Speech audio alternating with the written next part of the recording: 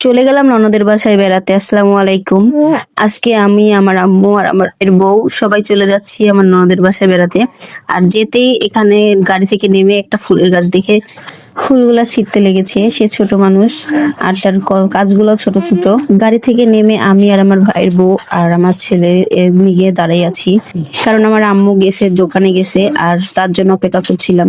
আর এখানে গাছে একটা প্রজাপতি বসেছে, সেটা ধরার জন্য আমরা অনেক মজা করছিলাম আর আমার আম্মুর জন্য অপেক্ষা করছিলাম। দেন আমি, আমার ভাইয়ের বউ আর আমার ছেলে আমরা সবাই হাঁটা শুরু করে দিলাম যে আম্মু আসছে, আসুক, আমরা একটু হাঁটি আর ঘুরে ঘুরে দেখি। আমি বাবুকে নিয়ে তো হাঁটছিলাম। দেন হাঁটতে হাঁটতে এখানে রোহন একটু মজা করছিল, সে কাঁকড়া মাথায় দিয়েছে, দিয়ে দেখাচ্ছে দেখো আমি কাঁকড়া মাথায় দিয়েছি। আমি এটা নিয়ে হাসছিলাম আর আমার ভাইয়ের বউ দেখছিল আমার দিকে তাকে। দেন আমার আম্মু চলে আসছে, আম্মুর দিকে আমি ভিডিওটা ধরছি, তা আম্মু মুখটা সুন্দরভাবে ঢেকে নিয়েছে, কারণ সে লজ্জা করছিল। আর এখানে মাঠ, একটা বড় মাঠ, আর এই মাঠে অনেক বাজার বসে, সেদিন শুক্রবারের দিন ছিল। তাই বাসার কাছে চলে আসি, এসে তো আমরা বাসায় যাচ্ছিলাম। আর এখানে আমাকে খালাম্মার মতো লাগছিল। আসলে বাবু হওয়ার পরে শরীরের মুখে ত্বকের কোনো কিছু যত্ন না নেওয়ায় খালাম্মা হয়ে গেছি আমি।